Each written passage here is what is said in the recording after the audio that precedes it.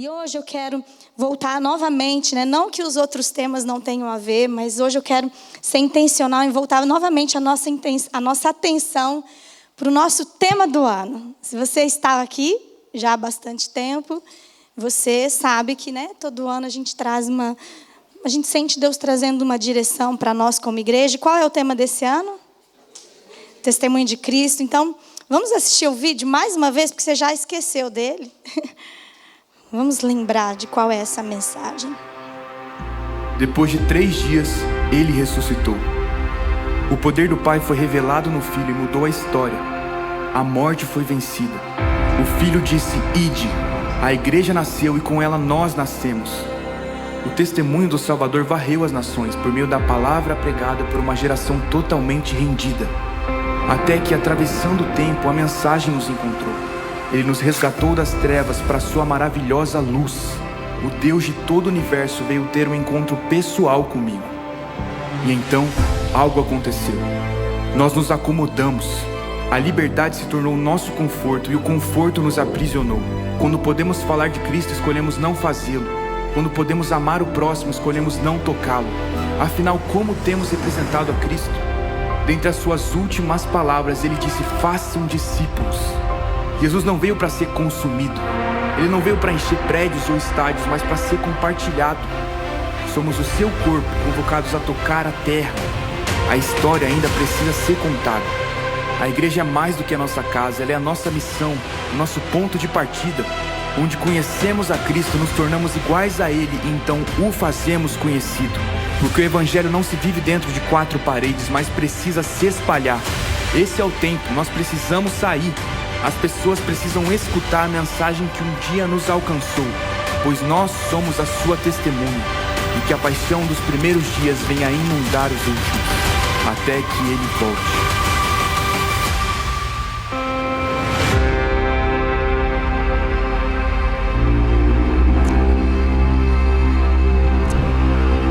Eu quero te animar com essa mensagem. Quero te animar mais uma vez com essa mensagem. Essa é a nossa chamada, né? Essa é a nossa missão. E o título e tema e título da minha mensagem hoje será Mensageiros da Reconciliação. Mensageiros da Reconciliação. Eu quero ler com os irmãos um capítulo aqui da Bíblia em que o apóstolo Paulo fala a respeito do que ele chamou de o ministério da reconciliação. Né? Se não me engano, esse é o único capítulo, a única passagem da Bíblia em que ele faz menção. Né? Ele usa essa expressão para definir o seu próprio ministério, o ministério de todo cristão, o ministério da reconciliação. E todo aquele que foi reconciliado com Deus por meio de Jesus Cristo tem agora um chamado para esse ministério. E tem também uma mensagem para entregar para o mundo. Deus nos dá esse privilégio e essa responsabilidade de representá-los nessa terra, de sermos a sua voz, de sermos o seu representante no mundo. E por nosso intermédio, Ele faz um apelo ao mundo. E o apelo é: reconciliem-se com Deus.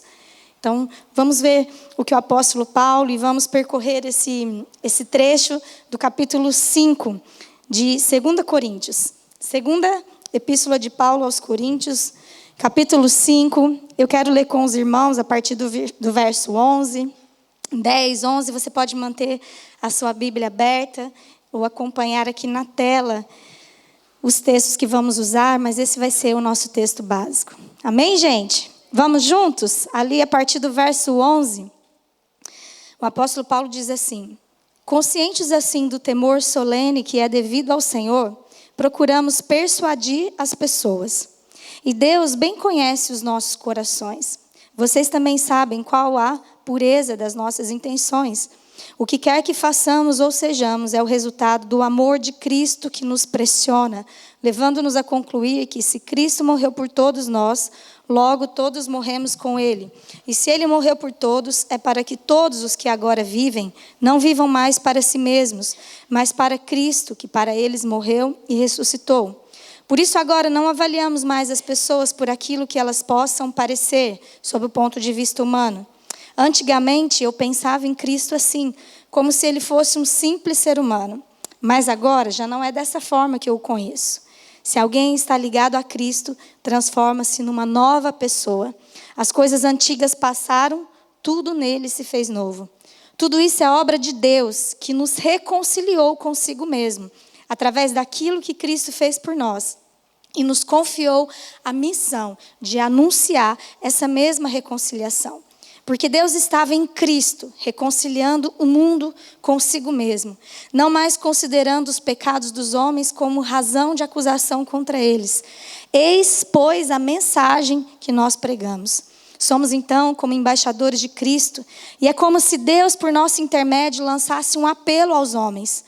Nós vos suplicamos, então, da parte de Cristo, que se reconciliem com Deus. Verso 21. Deus carregou todo o nosso pecado sobre Cristo, que estava isento de qualquer pecado, para que nele fôssemos revestidos da justiça de Deus. Vamos até aí, onde termina o capítulo 5. Então, fazendo uma breve contextualização, esse é o trecho, então, de uma carta, né, conhecida como a segunda carta de Paulo, enviada aos irmãos da igreja de Corinto, uma igreja que ele mesmo estabeleceu, né, uma igreja fundada por ele durante a sua segunda viagem missionária.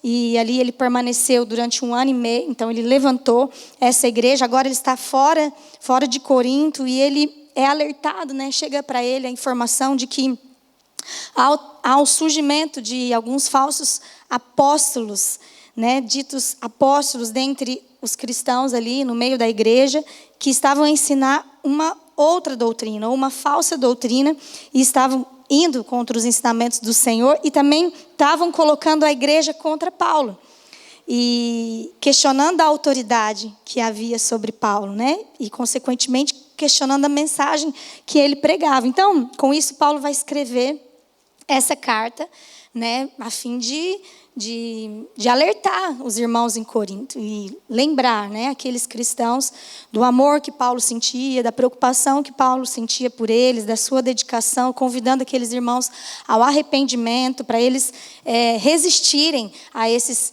falsos ensinamentos, né? Então a gente fez, esse é mais ou menos o contexto geral do livro, a gente fez a leitura então do capítulo 5 desse livro, né, meus irmãos? O capítulo 5 dessa carta. E esse capítulo, a partir do verso que nós lemos, ele faz como se Paulo estivesse fazendo uma defesa, né, a respeito, contra esses ataques dos falsos apóstolos que estavam o acusando de pregar uma mensagem errada. Né? Então Paulo começa assim, né, nesse trecho que nós lemos, ele começa a apresentar para os coríntios qual eram as bases, os fundamentos do seu ministério, né, daquilo que ele estava a realizar como ministro de Deus. E as bases para o seu ministério eram o temor ao Senhor e o amor de Cristo. O temor ao Senhor e o amor de Cristo. Nós lemos ali em 2 Coríntios 11, né? Agora eu vou retomar os versos que nós lemos e comentar cada verso ali. No verso 11, Paulo diz: conscientes assim do temor solene que é devido ao Senhor, procuramos persuadir as pessoas. E Deus bem conhece os nossos corações, e vocês também sabem qual é a pureza das nossas intenções. Então, Paulo está aqui a dizer que ele era movido pelo temor ao Senhor. Esse verso 11, ele é na verdade uma sequência, né? Ele está continuando a ideia que Paulo está dizendo no verso 10.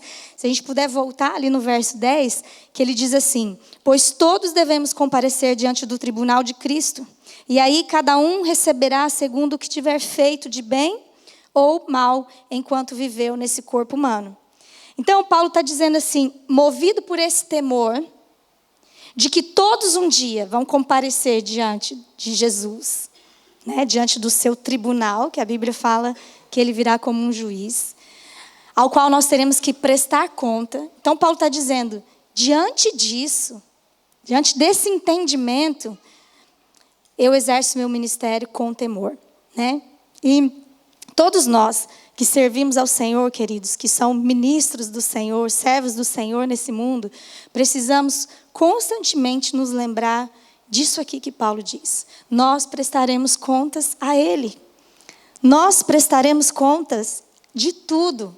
ao Senhor. Um dia nós vamos estar diante de Jesus. Jesus que nos alcançou e Jesus que nos enviou. Como vimos nesse vídeo, Jesus que nos comissionou, que disse, ei, vá e faça discípulos, né? Que nos chamou ao serviço, ao ministério. Um dia nós vamos prestar conta diante dele, nós vamos ter que dar um relatório para ele, né? De certa forma, sobre aquilo que nós fizemos ou deixamos de fazer aqui. E essa realidade deveria nos fazer encarar o nosso ministério, o nosso chamado como cristãos, né? Como discípulos de Jesus, como testemunhas e representantes de Jesus nessa terra. Nós deveríamos levar muito a sério, né? Encarar com muito zelo aquilo que o Senhor nos chamou. Nós não podemos encarar de qualquer maneira, né? O exemplo de Paulo nos mostra isso. Diariamente a gente precisa ter essa consciência. Nós fomos chamados por Deus. Nós somos salvos por Deus com um propósito. Ele deseja nos usar. Um dia a gente vai prestar conta de como a gente respondeu a esse chamado. Amém, meus irmãos? E essa consciência, quando nós temos essa consciência, todas as nossas atividades, as nossas ações, aquilo que nós fazemos para o Senhor é afetado por essa consciência e por esse entendimento, que é o temor ao Senhor. Então, o que Paulo está tentando fazer aqui, convencer os amigos dele ali de Corinto, lembrar os amigos de Corinto de quem ele era, a sinceridade do coração dele, sabe? E Paulo está dizendo nesse verso que nós lemos, né? Se vocês quiserem permanecer o verso 11 aí, que ele não tem dúvida de que aos olhos do Senhor as suas mãos estão limpas. Deus conhece a sinceridade do coração dele, né? Ele é muito firme, né? A respeito da sua sinceridade, a respeito da sua integridade, dos seus motivos, que as suas motivações são puras, são genuínas, né?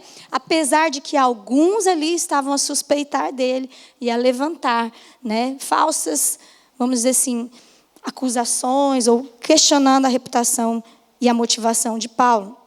E eu vejo que quando Paulo fez isso, né, de querer falar sobre as suas motivações para os coríntios, para os irmãos em Corinto, para os coríntios, ele não estava, na verdade, simplesmente querendo se defender, né, dizendo assim, preocupado simplesmente com a própria reputação dele, enfim, mas não era simplesmente a questão de quem ele era ou quem ele não era, mas o que estava em causa era a mensagem.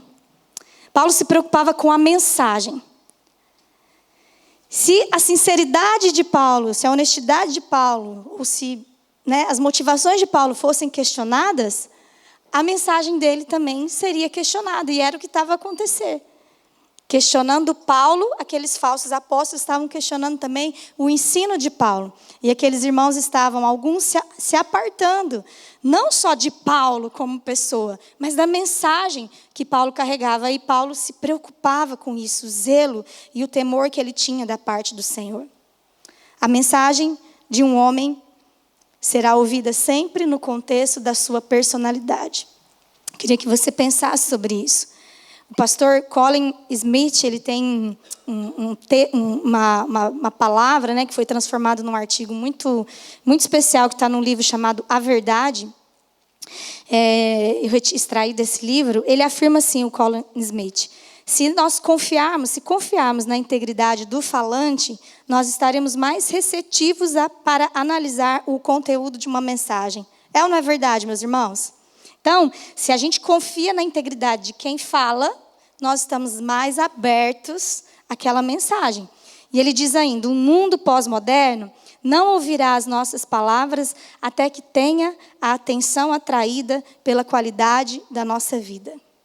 O mundo não vai ouvir a nossa palavra até que ele tenha a atenção atraída pela forma como nós vivemos, pela qualidade da nossa vida, pela forma como nós andamos, pela forma como nós damos o nosso testemunho. Não é verdade, queridos? Então, por isso, meus irmãos, como aqueles que são chamados para pregar a palavra, para pregar o evangelho, né, aqueles que são chamados para ser discípulo e testemunha de Cristo, nós devemos estar acima de qualquer suspeita. Porque se o nosso caráter for questionado, aquilo que nós declaramos a respeito de Jesus também vai ser questionado.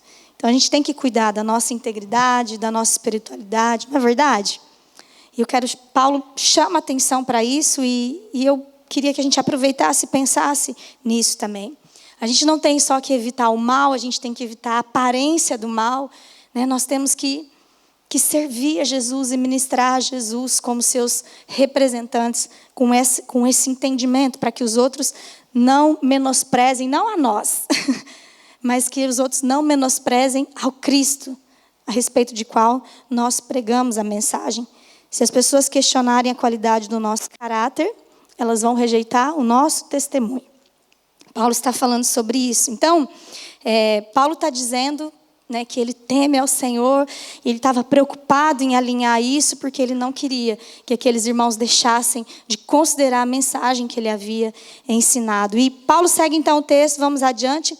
Ele está falando agora, vai falar agora de uma outra motivação para o seu ministério. Primeiro ele fala então do temor ao Senhor.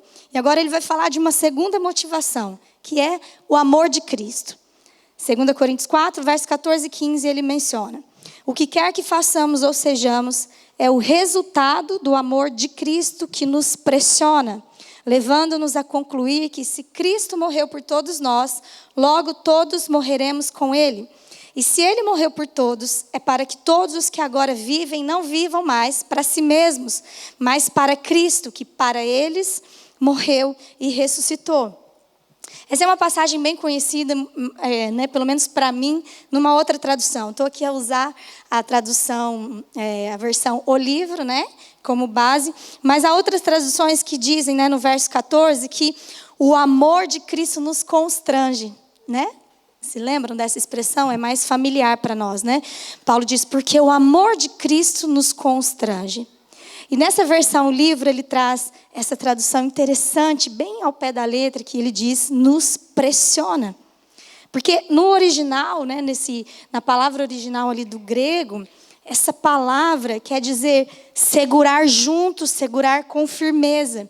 Ela tem vários exemplos de como ela é aplicada, né, como ela era usada, né, por exemplo, quando uma pessoa era cometida por uma doença, quando Jesus era pressionado a passando ali no meio das multidões, era usado esse verbo, né? Mas o sentido é comprimir, prensar com a mão, pressionar por todos os lados, segurar forte, né, a ponto de evitar a fuga. Esse é o sentido dessa palavra, né? Então, é uma pressão constrangedora, com o objetivo de colocar algo em ação, né, de produzir uma ação. Então, o que Paulo está querendo dizer aqui, que eu acho que faz muito sentido para as nossas vidas também, meus irmãos, quando diz que o amor de Cristo nos constrange. Quantos aqui são constrangidos pelo amor de Cristo? Quantos aqui percebem o que Paulo está a dizer? Cristo morreu por nós. E essa expressão quer dizer que isso não nos deixa outra escolha. Percebe? Isso não nos deixa outra escolha a não ser nós vivermos para Ele. Não há outra escolha, não há outra forma de viver, porque o amor de Cristo nos constrange. Ele nos pressiona a isso, né, constantemente. E isso deve ser a motivação do nosso serviço, do nosso ministério. Né? Quem conhece o amor de Cristo não permanece da mesma forma, não permanece a viver de forma egoísta, não permanece a viver para si mesmo. Ele começa a viver por uma causa, né? Por motivos e razões que é além dele mesmo. Ele começa a viver para Cristo. O amor de Cristo muda a nossa forma de pensar e a nossa forma de viver, não é verdade? Muda a forma como nós enxergamos as pessoas que estão ao nosso redor. Nós não podemos ficar indiferentes ao amor de Cristo. Nós não podemos ficar indiferentes ao amor de Cristo. Né? Talvez se alguns se encontram indiferentes, se alguns não se sentem mais constrangidos pelo amor de Cristo, né? Fique atento. Né? Talvez o seu amor esteja a se esfriar, você esteja a perder a noção daquilo que Deus fez na sua vida, né? E daquilo que Deus é. Então, interessante. Observe como Paulo diz, ele fala assim, o que quer que façamos ou sejamos é o resultado do amor de Cristo. Em outras traduções fala, o que nos motiva, aquilo que nos impulsiona é o amor de Cristo. né? A força motriz para o nosso ministério é o amor de Cristo. Presta atenção, meus irmãos. Não é o nosso amor por Cristo. Porque o nosso amor por Cristo, ele é um pouco, às vezes, instável, volátil. Sim ou não? E ele é imperfeito. Ele nunca é como deveria ser. Então, o que deve nos motivar não é o nosso amor por Cristo. Né? Porque tem hora que a gente está sentindo, tem hora que a gente não está sentindo. Não. Paulo está dizendo que o que nos constrange é o amor de Cristo. É o amor de Cristo. É a forma como Ele nos amou. É a forma como Ele ama o mundo. Amém, meus irmãos? E a motivação para o ministério deve estar nisso. O amor de Cristo pelas nossas vidas, a obra que Ele fez nas nossas vidas, o amor de Cristo pelas pessoas que estão ao nosso redor. As pessoas com as quais nós convivemos, o amor de Cristo pelo perdido. Amém? Então, tudo muda, queridos, quando nós olhamos por esse olhar do amor de Cristo. Tudo muda quando você se lembra que aquela pessoa que trabalha lá do seu lado, todos os dias, ela é uma pessoa alvo do amor de Cristo. E o amor que Cristo tem por ela, e aquilo que Cristo fez por você, deveria te constranger a ministrar sobre a vida daquela pessoa a mensagem da reconciliação. Amém? Sabe, querido, o amor de Cristo é o que impulsiona a gente a seguir em frente e como igreja, a servir a igreja. Tá bom, meu irmão? Então, pensa sempre nisso, que você não tenha outra motivação, a não ser o temor ao Senhor e o amor de Cristo. Isso tem que ser a razão do nosso ministério. Vamos lá? Paulo segue agora no verso 16. Verso 16. Por isso, agora não avaliamos mais as pessoas por aquilo que elas possam parecer sob o ponto de vista humano. Antigamente, né, o Paulo está dizendo, eu pensava em Cristo assim, como se ele fosse um simples ser humano. Tanto que Paulo perseguia, né, a Cristo e aos cristãos. Mas agora já não é dessa forma que eu o conheço. Se alguém está ligado a Cristo, ou se alguém está em Cristo, transforma-se numa nova pessoa, as coisas antigas passaram, tudo nele se fez novo. Se alguém está em Cristo, é uma nova criatura, se alguém está em Cristo, é uma nova criação. Eu queria trazer um comentário que eu vi do teólogo William Barclay sobre exatamente esse verso. Ele fez um comentário, eu queria partilhar aqui com os irmãos, onde, né, eu pude perceber melhor esse sentimento, aquilo que Paulo estava a expressar através do comentário desse teólogo, desse pastor. Ele diz assim, eu acho que tem aí. Paulo já não julga mais as coisas com as medidas que o mundo utiliza. Ele já não atribui às coisas os valores que o mundo lhes dá. Houve um tempo no qual julgava Jesus Cristo segundo as normas humanas, e naqueles dias ele propôs-se a apagar o nome de Cristo da terra e terminar com os seus seguidores, eliminar do mundo a fé cristã. Mas agora não. Agora as suas normas são diferentes. Agora o mestre que ele tinha tentado apagar da própria memória do homem é para ele a pessoa mais maravilhosa do mundo, porque Jesus Cristo lhe tinha conquistado a amizade de Deus, que ele tanto desejou toda a sua vida sem encontrá-la, até que a achou nele. Eu fico emocionada assim de ouvir, porque a gente sabe quem Paulo era e quem ele se tornou, não é? Olha que coisa linda essa expressão. Ele já não vê Cristo da mesma forma. Porque agora ele conheceu Cristo e ele sabe o que Cristo fez por ele. Cristo o reconciliou com Deus. E isso era aquilo que ele mais almejava, isso era aquilo que ele mais desejava. Ele era um religioso, um fariseu, ele era alguém que de alguma forma tinha um desejo de se relacionar, de tocar a Deus, de ser aceito por Deus, de ser aprovado por Deus. E agora Cristo estava te possibilitando essa reconexão com o Pai. Conquistando a amizade de Deus que ele tanto desejou na sua vida, sem nunca encontrar, até que achou nele. Por isso que o amor de Cristo nos constrange.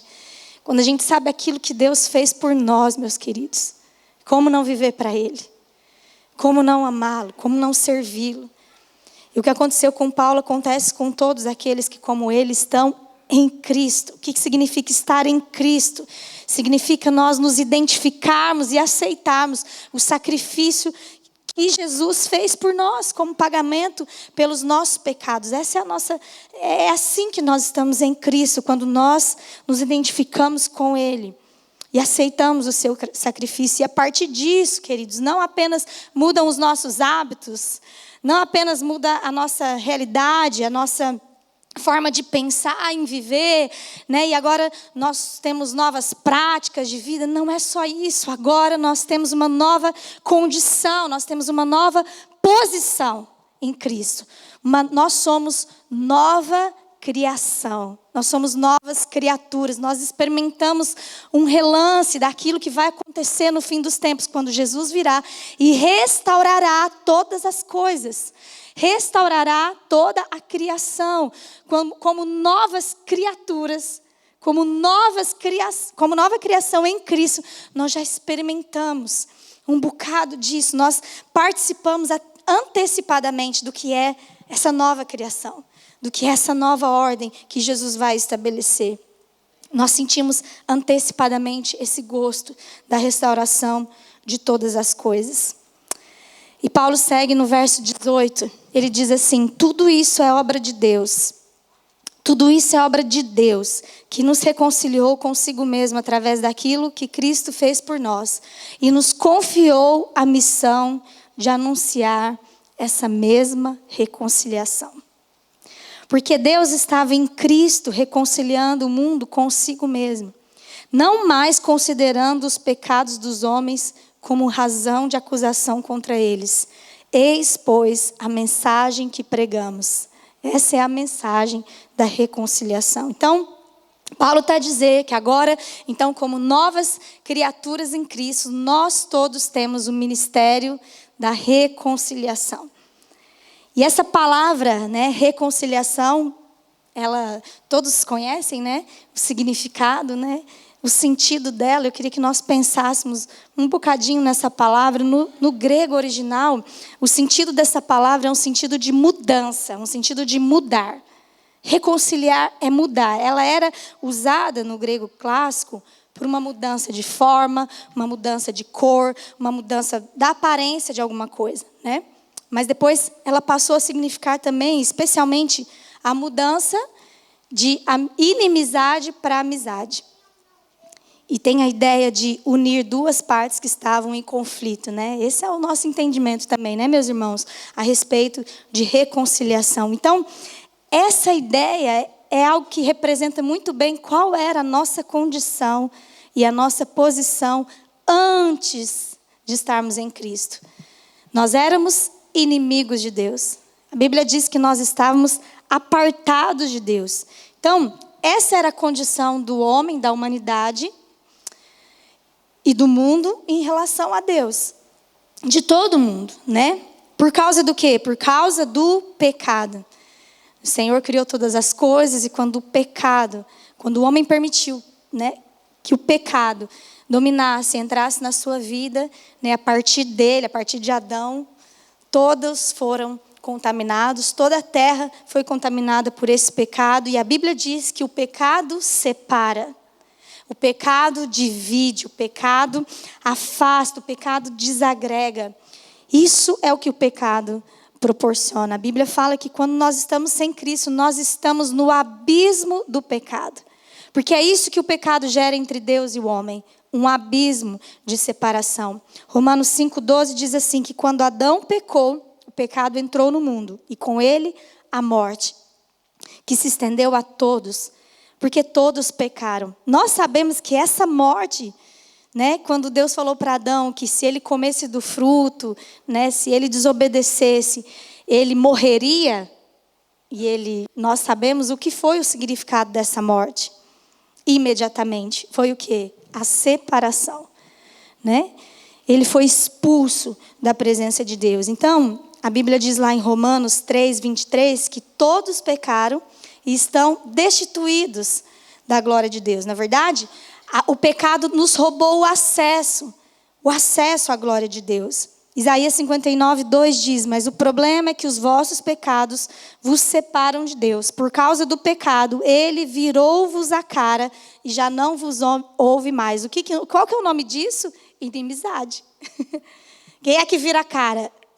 Quando alguém vira a cara para o outro e já não conversa mais, o que estabeleceu ali? Uma inimizade. Qual que é o único caminho para eles voltarem a se falar e ouvir e lidar e relacionar? Qual que é o único caminho? A reconciliação. É desse jeito, queridos. É profundo, mas é simples. O fato é que o pecado, nós precisamos entender que o pecado é uma ofensa contra Deus. Né? Eu não vou falar aqui sobre o tema do pecado hoje, mas não tem como falar, né, profundamente, né, eu quero dizer, mas não tem como falar de reconciliação. Olha, Cristo, olha que lindo, Deus veio conciliar o homem com ele novamente através de Cristo. Olha que lindo. Que sentido essa mensagem tem se não houver a consciência do pecado? Então, o pecado é uma ofensa a Deus. E como nós lemos ali em Isaías, uma ofensa que nos afasta de Deus. Como o nosso pecado ofende ao Pai, Isaías está dizendo que ele se volta, então, contra nós. Porque aquele pecado afeta no sentido de ofende, desagrada, né, ao Deus Santo. E a Bíblia diz que uma vida em pecado e em iniquidade é inimizade contra Deus, né? A amizade com o mundo é uma inimizade contra Deus. Mas a boa nova do Evangelho é essa: que Deus tomou a iniciativa de promover a reconciliação. Ele foi a parte ofendida, meu irmão. Mas ele que voltou para o homem para se reconciliar. Eu queria ler com vocês um trecho desse livro, né, que é do pastor Hernandes Dias Lopes, né, um mestre. Esse livro é um estudo sobre, né, esse livro que nós estamos aqui a mencionar, 2 Coríntios, e o pastor Hernandes fala sobre isso, né, como Deus tomando a iniciativa de providenciar um caminho para nos reaproximarmos dele. Queria que vocês ouvissem com atenção, né, que Deus, ele é o autor da reconciliação. Ele diz assim, que o homem é o ofensor e Deus é o ofendido. A reconciliação deveria ter partido de nós, a parte ofensora. Mas partiu de Deus, a parte ofendida. É a parte ofendida que toma a iniciativa da reconciliação. Deus restaurou o relacionamento entre si mesmo e nós. O Evangelho não é o homem buscando a Deus, mas Deus buscando o homem. Foi o homem quem caiu, afastou-se e rebelou-se, mas é Deus quem busca, é Deus quem corre para abraçar. A Bíblia não fala de Deus tendo a necessidade de reconciliar-se com o homem, queridos. Deus é Deus. Ele não é um Deus carente. Ele não está, percebe? Ele não precisa da nossa amizade. É o homem que precisa se reconciliar com Deus. Nós mudamos. Deus nunca mudou. Seu amor por nós é eterno e incessante. William Barclay afirma corretamente que nada havia diminuído o amor de Deus. Nada havia tornado esse amor em ódio.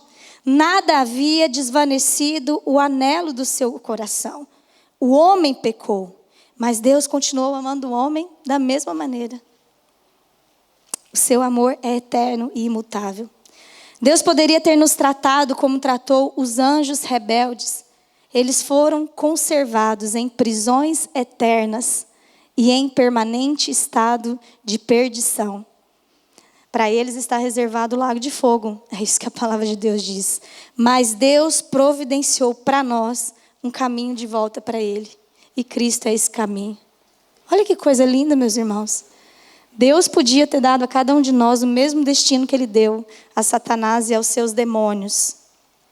Na verdade, é o destino que todo aquele que recusar se reconciliar com Deus vai ter. Mas só aquele que se recusar, porque a reconciliação já está oferecida. O caminho já foi colocado diante de nós. Jesus Cristo é o caminho de volta para Ele. Amém? Não recuse, meu querido, a oferta que Deus te dá de reconciliar-se com Ele. Não recuse essa oferta. Atenção, o caminho já foi colocado diante de nós. Somos nós, aqueles que ofenderam, que vão dizer, não, eu não quero me reconciliar, né? Ou sim, eu quero me reconciliar. Romanos 5, vamos ler?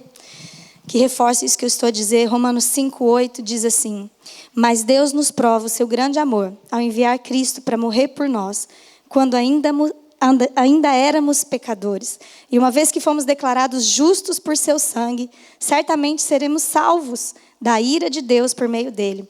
Pois se quando ainda éramos inimigos de Deus, o nosso relacionamento com Ele foi restaurado pela morte do seu Filho, agora que já estamos reconciliados, certamente seremos salvos por sua vida. Agora, portanto, podemos nos alegrar em Deus, com quem fomos reconciliados por meio do nosso Senhor Jesus Cristo.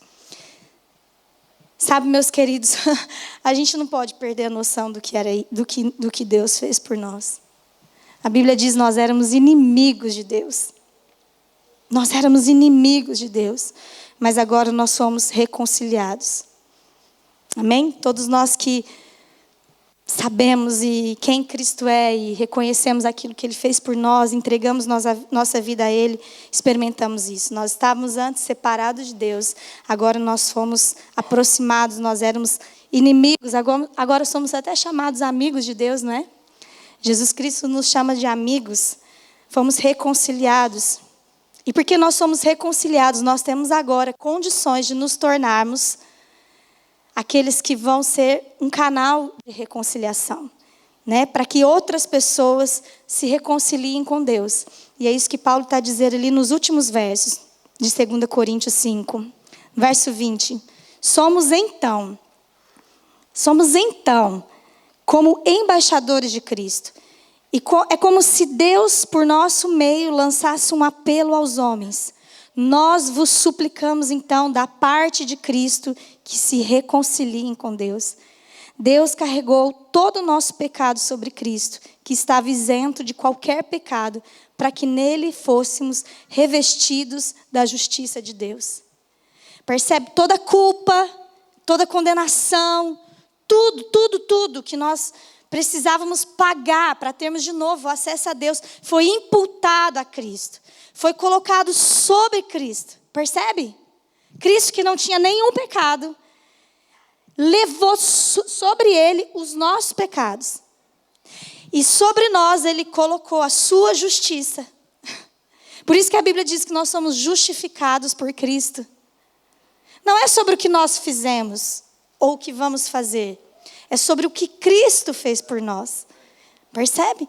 Então agora nós já não somos mais considerados culpados. Não há mais essa culpa sobre aqueles que se identificaram com aquilo que Cristo fez. Ele morreu no meu lugar. Agora eu posso ter a justiça dele sobre a minha vida.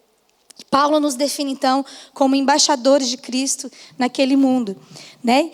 E para ser bem direta e objetiva, né? Um embaixador naqueles dias de Paulo e ainda hoje, ele é um representante oficial, né, de um governo, de um chefe de Estado junto a outro Estado. O embaixador atua como uma ponte de negociação e comunicação entre aquele chefe de Estado que ele representa e o país anfitrião, né, onde ele atua. Dentre as suas funções, várias funções, que eu não quis me aprofundar porque não é o meu objetivo, né? Está representar e promover a paz entre as nações. Paz, reconciliação. E Paulo está dizendo que nós somos mensageiros dessa reconciliação. Aqueles que Deus decidiu usar para isso, para promover a paz entre Ele e os homens. Deus não escolheu os anjos, né, meus irmãos? Deus não escolheu os seus servos, os anjos, para ministrar e pregar o evangelho. Deus escolheu a nós. Os anjos não precisavam de redenção. Nós precisamos. Nós fomos reconciliados primeiro com Cristo.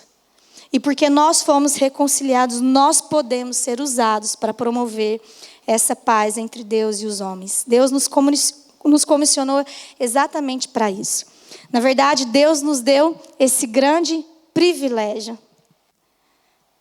Esse grande privilégio.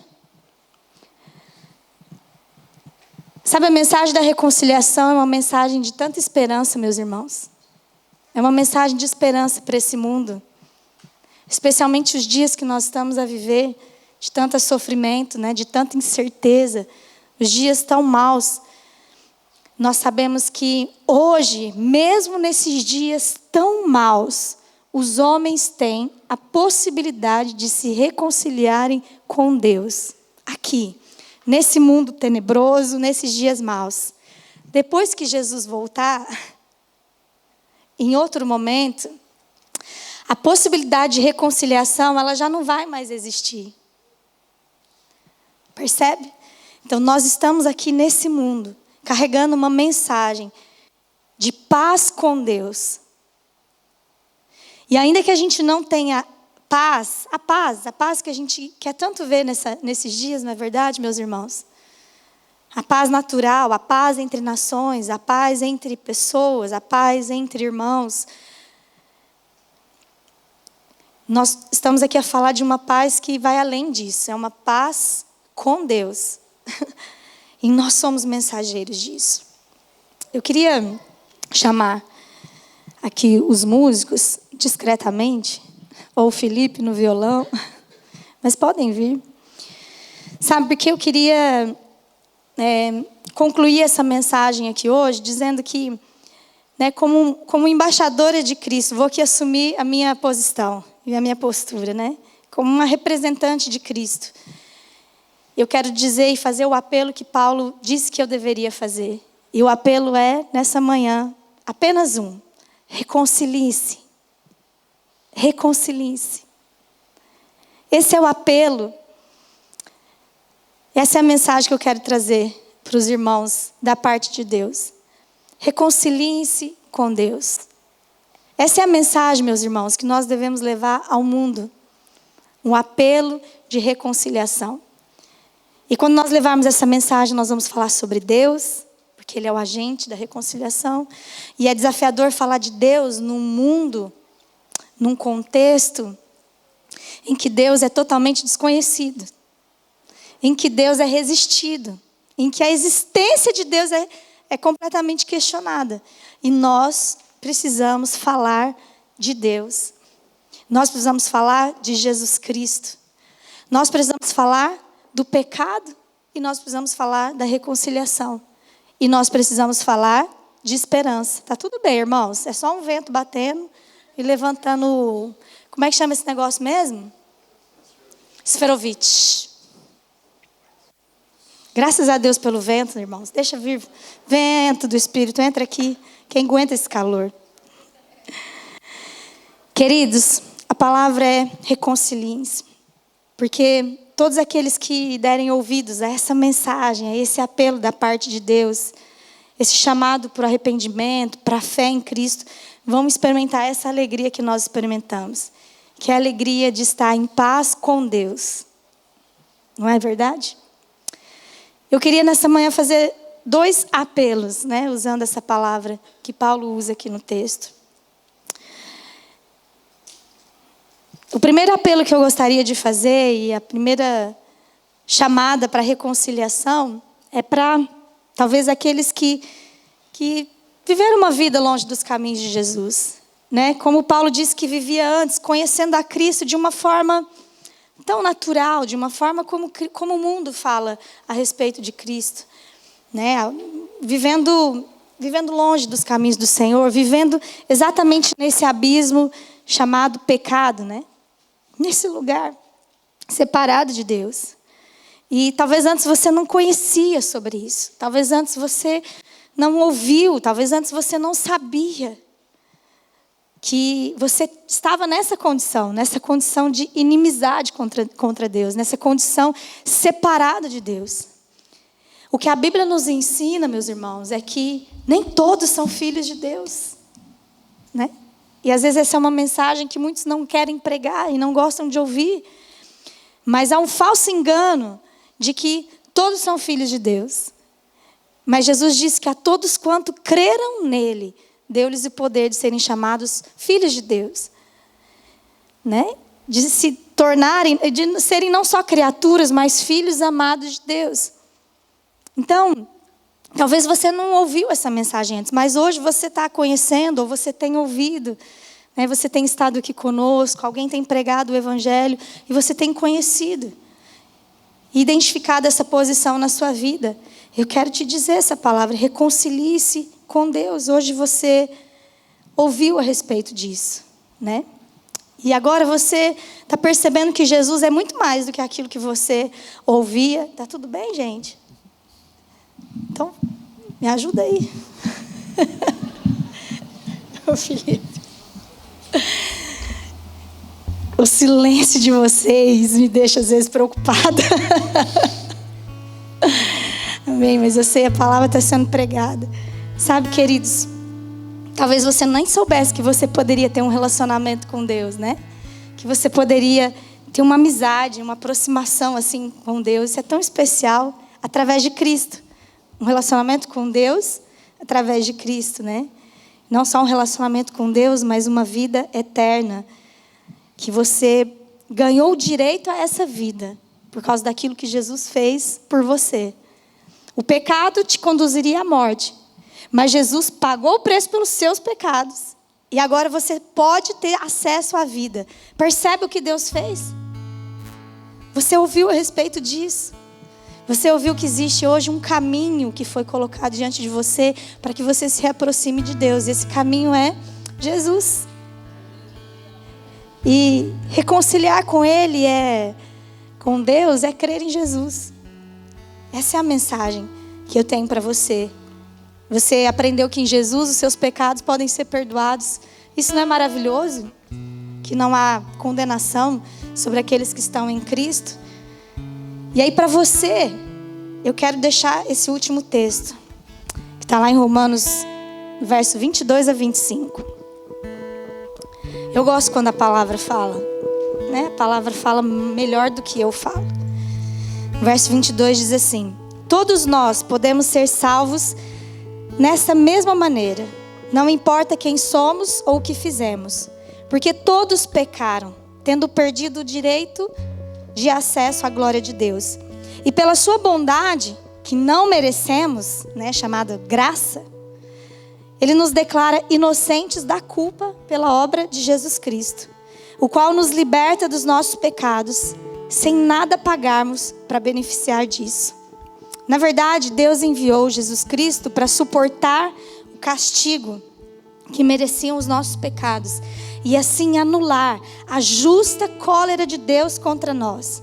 Nós somos tornados justos perante Deus quando cremos que Jesus derramou o seu sangue, sacrificando a sua vida por nós.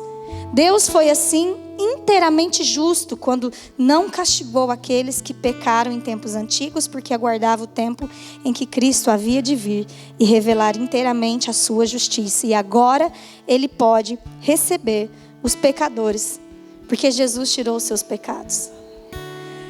Ele pode receber pecadores. Jesus pode receber pecadores, meu irmão. E se é nesse lugar que você se encontra, eu quero lembrar o que nós lemos aqui. Deus te amou ainda quando você era inimigo dele. Portanto, o convite hoje de reconciliação é assim: só aceita. Só se entregue, só recebe. Só recebe o presente da salvação. É de graça, é um presente que está sendo oferecido à sua vida. Recebe ele, sabe? Entende o significado dele. Se você continuar lendo 2 Coríntios 6:1, Paulo fala que a gente precisa entender, a gente não pode menosprezar essa graça de Deus. Perceba, entenda essa graça e simplesmente aceite a reconciliação. Amém? Por isso que o meu apelo hoje, em primeiro lugar, é para você que está nesse lugar de separação de Deus, porque na verdade nem conhecia o que Jesus de fato poderia fazer na sua vida. Eu queria que nós cantássemos aqui uma canção rapidamente, porque enquanto a gente canta, eu tenho um segundo apelo para fazer, mas enquanto a gente canta essa canção, meu querido, eu queria que você refletisse no que eu disse e eu vou fazer de novo um apelo. Se você quiser se reconciliar com Deus, Nós queremos te ajudar. Sabe por quê que a gente faz isso? Porque Jesus nos nomeou mensageiros da reconciliação. E é por isso que nós estamos aqui a falar sobre isso. Porque Ele nos nomeou a te conduzir para esse lugar de reconciliação com Ele. Como uma discípula de Cristo, eu sou uma embaixadora dele. E essa igreja é uma embaixada de Jesus nessa terra. Então esse é o lugar para você se reconciliar e estabelecer a partir de agora paz com Deus. Amém? O que nós vamos cantar, Felipe? Quero Jesus? Feche seus olhos. Não quero nada além de ti. A igreja em oração, irmãos. Que o Espírito Santo convença. Tudo que achei que eu queria é bem menor que te conhecer. Agora sou teu e tu és meu. És o tesouro que encontrei. Eu vou ficar pra tudo sempre no prazer do teu olhar.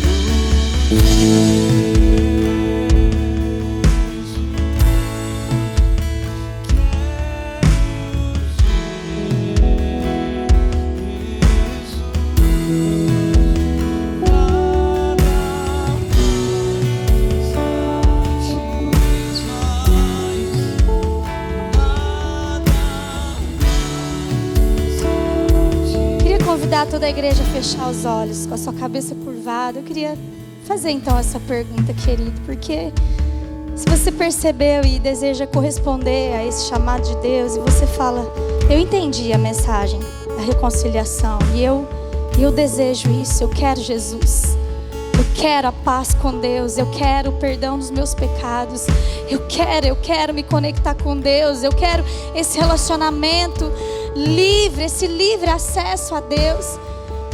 A igreja com os olhos fechados, eu quero convidar, se existe alguém aqui com esse desejo, eu queria te convidar, você pode levantar a sua mão? Por favor, no seu lugar, aonde você está, mais alto, para que eu possa te ver. Alguns irmãos, alguns queridos com a mão levantada, eu quero te perguntar mais uma vez eu quero fazer esse apelo. Reconcilie-se com Deus, querido. Se é o seu desejo, levanta a sua mão. Uma vez mais, isso. Agora eu quero convidar você a abrir o olho e ver se alguém do seu lado está com a mão levantada. Que eu quero te convidar, você que está pertinho, a orar junto comigo por essa pessoa. Olha do seu lado, na sua frente. Se há alguém assim com a mão levantada, nós queremos agora abençoar. Há alguém aqui? Há alguém aqui? Fidel, há alguém aqui atrás de vocês com a mão levantada? Vocês podem, por favor, orar por essas pessoas junto comigo? Eu quero orar pela sua vida, querido. Pai, em nome de Jesus, Senhor, nós te agradecemos por essa manhã tão preciosa, Pai. Como seu povo, como a sua igreja, como ministros do Senhor, Pai. A nossa alegria, Senhor, é partilhar essa mensagem. A mensagem que um dia nos alcançou, Pai. A mensagem que trouxe salvação para as nossas vidas, Pai. Ah, como é bom repartir, Senhor, essa mensagem e repartir essa alegria, Pai, com pessoas tão queridas que nós amamos, Senhor. Pessoas tão amadas pelo Senhor que o Senhor trouxe aqui nessa manhã, Pai. Nessa hora nós pedimos, vem sobre a vida desses amados, Espírito Santo de Deus, e traz, Senhor, a convicção de que eles são perdoados, Pai. Traz, Senhor, sobre eles a sua graça, o seu perdão, Senhor. Ah, Senhor, faz novas todas as coisas, Pai. Assim como o Senhor fez conosco, Pai. Que eles possam experimentar a realidade da salvação. Em Ti, Senhor, serão novas criaturas, Pai. novas criaturas, as coisas velhas já passaram, eis que tudo se faz novo. Ah, Senhor, que essa novidade de vida, Pai, possa transformar essas pessoas, Pai, levá-los para essa condição de amigos de Deus, Pai. Oh, Senhor, vem com teu convencimento. Nessa hora, Espírito Santo, traz convicção do pecado, traz convicção, Pai, de quão distantes eles estavam do Senhor, Pai. Traz uma convicção profunda que gera um arrependimento, o arrependimento de estar longe do Senhor. Ah, Senhor, mas libera sobre eles a partir disso o seu perdão, Pai, para que eles possam caminhar numa novidade de vida e viver a alegria de ter paz com o Senhor, viver a alegria de estarem reconciliados com o Senhor, serem parte da sua família, serem membros da sua família, Pai, filhos amados, não mais inimigos, não mais estranhos, Pai, mas agora filhos amados do Senhor, Pai, em nome de Jesus. Amém, amém, querido. Se você crê no que eu declarei, fale amém. Eu creio nisso. Eu acho que quem está pertinho e orou pode dar um abraço nessa pessoa por quem você orou agora.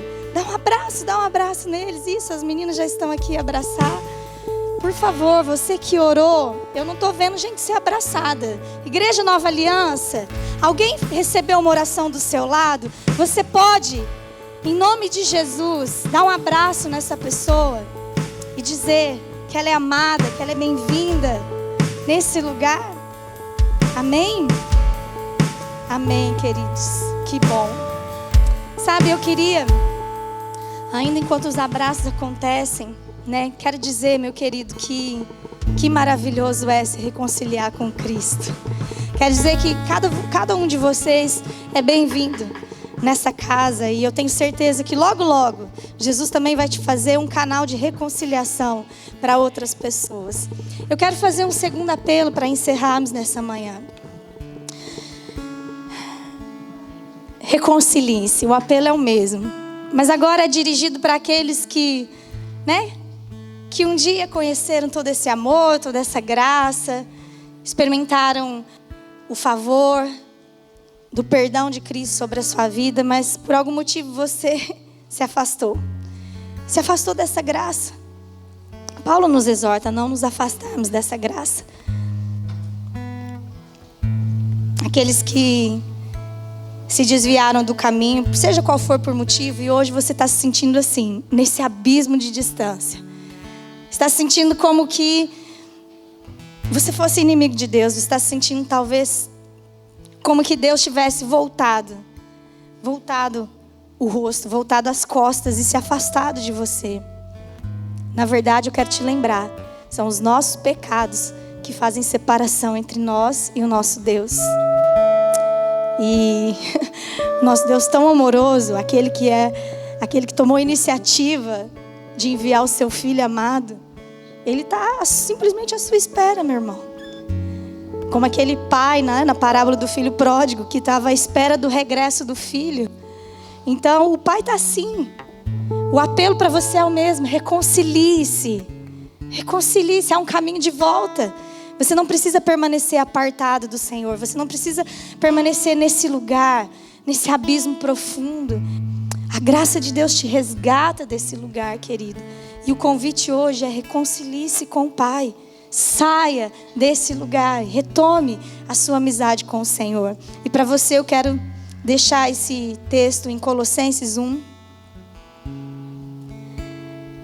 Que sente talvez o peso da culpa e da condenação. Sabe, queridos, Colossenses 1, no verso 19, diz assim: foi do agrado do Pai que toda a plenitude habitasse no Filho, e por meio dele o Pai reconciliou consigo todas as coisas. Sim, eu estou falando a mesma mensagem repetidas vezes. Porque essa mensagem precisa estar cravada no nosso coração. Por meio do sangue do Filho, na cruz, o Pai fez as pazes com todas as coisas, tanto nos céus como na terra. Isso inclui vocês que antes estavam longe de Deus. Eram seus inimigos, dele separados por seus maus pensamentos e ações, né? Talvez os seus maus pensamentos Talvez as suas ações te afastaram de Deus, mesmo depois de ter conhecido a graça dele. Agora, porém, ele os reconciliou consigo por meio da morte do Filho no corpo físico, no seu corpo físico. Sabe, a morte de Cristo, o sacrifício dele continua valendo para a sua vida, meu irmão. Continua valendo para a sua vida. O sacrifício de Jesus é capaz de perdoar também aqueles que um dia conheceram a Jesus e se desviaram. Hoje é o dia. Amanhã eu não sei se você vai ter a oportunidade, mas hoje você tem a bondade e a graça de Deus, a misericórdia de Deus está a te dar uma chance. Como resultado, vocês podem se apresentar diante dele santos, sem culpa e livres de qualquer acusação. É preciso, porém, que continuem a crer nessa verdade e nela permaneçam firmes. Amém, meus irmãos? Você pode voltar, você deve voltar, mas atenção, como Paulo aqui hoje eu vou dizer, atenção, é preciso que você permaneça e que a partir de agora você continue firme. E nós queremos te ajudar nesse processo, nós queremos te auxiliar nesse processo, nós queremos caminhar com você nesse processo, amém? Nós não vamos ser como aquele irmão do filho pródigo que ficou ali vendo, o pai aceitou de volta aí? Como assim? Como assim aceitou de volta esse aí que estava desviado e perdido? Não, nós vamos nos alegrar com aquele que estava perdido, porque o pai está alegre com aquele que estava perdido, mas regressou a casa. Mais uma vez eu quero pedir e perguntar se é o seu estado agora. Você deseja se reconciliar com Jesus? Você deseja se reconciliar com Deus?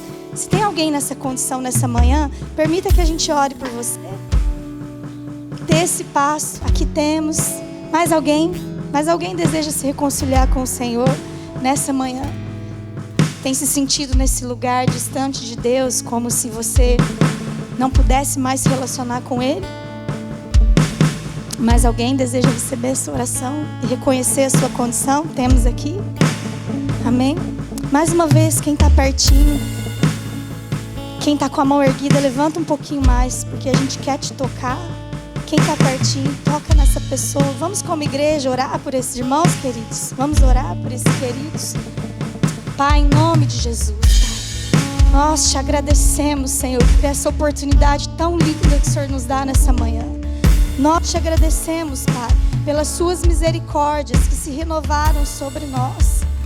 Nós te agradecemos pela oportunidade que o Senhor nos dá hoje de tocar a vida dessas pessoas através da mensagem da reconciliação. Pai querido, nós pedimos que o Senhor venha com a sua graça, com o seu perdão e com a convicção de que no Senhor, Pai, há uma possibilidade de novidade de vida, Pai. Que mesmo que nós estávamos longe, o Senhor assim nos recebe de volta, Pai. Ó Senhor, livra, Senhor, a mente desses queridos, Pai, de toda acusação, de toda condenação, de toda mentira do diabo que diz que eles não podem, que não há retorno, que não há volta, que não há como regressar àquele velho tempo, aqueles velhos dias em que eles andavam tão intimamente com o Senhor. É mentira, Pai, porque o Senhor mesmo providenciou Jesus, para que em Jesus nós pudéssemos, Senhor, se necessário for, pedir perdão novamente pelos nossos pecados. A sua palavra diz que Jesus é o nosso advogado junto ao Pai. E se nós pecarmos, nós não devemos pecar, mas se nós pecarmos, o Senhor é fiel e justo para nos perdoar. Se nos arrependermos dos nossos pecados, confessarmos os nossos pecados, o Senhor é fiel e justo para nos perdoar e nos purificar de toda injustiça, Pai. Então derrama o seu perdão e a sua graça sobre cada coração arrependido nessa manhã, Pai. E que eles possam se levantar e caminhar em novidade de vida, Senhor. Recebendo a graça e a restauração da comunhão contigo. Nós te pedimos e te louvamos em nome de Jesus. Amém? Você pode celebrar o Senhor.